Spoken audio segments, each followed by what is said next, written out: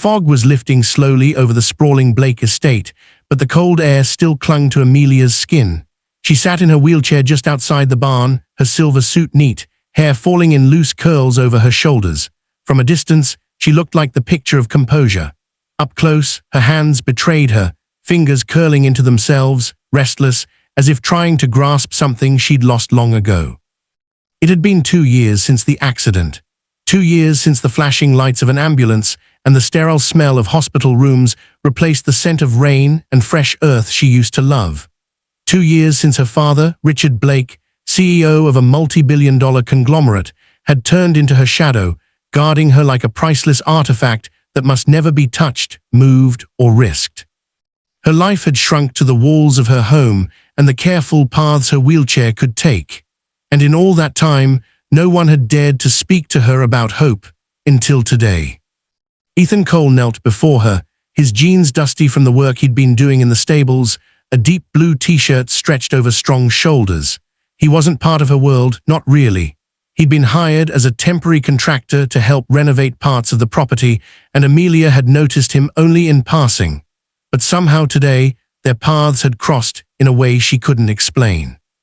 His hands now held hers, not as a pitying gesture, but as an anchor. "I'll help you," he said softly, his gaze locking with hers. "Not just to walk again, I'll help you live again." Her breath caught. "Why?" she asked, the single word sharp with suspicion. Ethan didn't look away. "Because I know what it's like to lose everything and think you'll never get it back. I know what it's like to have everyone tell you what you can't do until you start believing them. I'm not letting you believe that anymore." She wanted to look away, but something in his voice held her there. And then movement in the corner of her eye. She turned her head just enough to see the unmistakable figure of her father emerging from between the barns.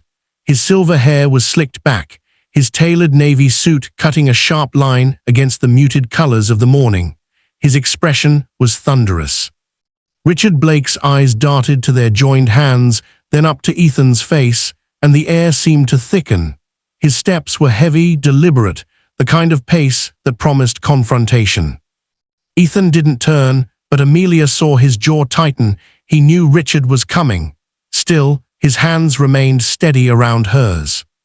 "I'm not afraid of him," Ethan said under his breath. "You should be," Amelia replied quietly. When Richard reached them, his voice was like cold steel. "Let go of my daughter."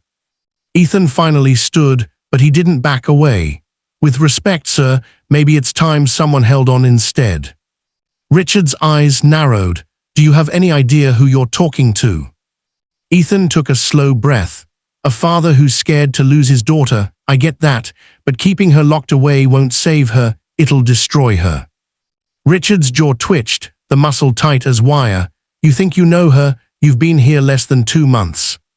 Ethan's voice dropped, calm but unshakable. "I don't need years to see when someone stopped believing in themselves.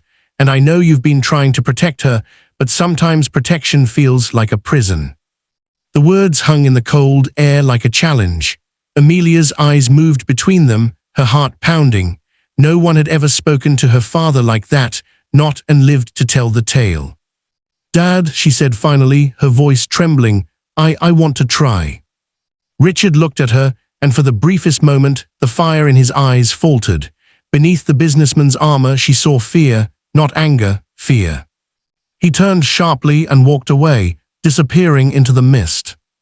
Ethan exhaled slowly and knelt again, his hands gentle as they rested on hers once more. "He's just scared," he murmured. "But you're braver than you think." That night, Amelia lay in bed, unable to sleep. The house was quiet, but her mind was alive with Ethan's words. "I'll help you live again." She wanted to believe him, but the part of her that had spent 2 years in this cage whispered that it was safer not to hope. The next morning, she saw him again, this time in the small courtyard where the roses bloomed.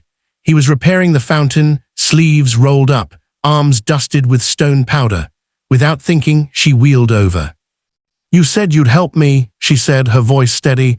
"What does that mean?" Ethan smiled faintly. "It means tomorrow we start. I'm going to show you small victories, things you think you can't do but you can. And one day you're going to stand again, not because I pushed you, but because you wanted to." From that day forward, the mornings belonged to them.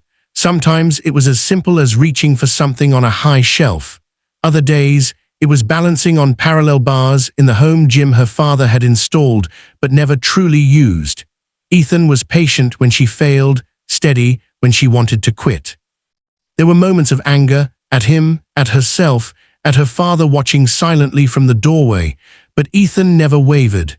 "Bad days don't erase good ones," he'd say, brushing off her frustration with a smile. Weeks turned into months, and on a quiet afternoon, with sunlight streaming through the barn doors, Amelia gripped Ethan's hands and stood. Her knees shook, her breath caught, but she was standing. Richard was there, frozen in place, watching as she took one trembling step forward. And in that moment, she knew Ethan had kept his promise.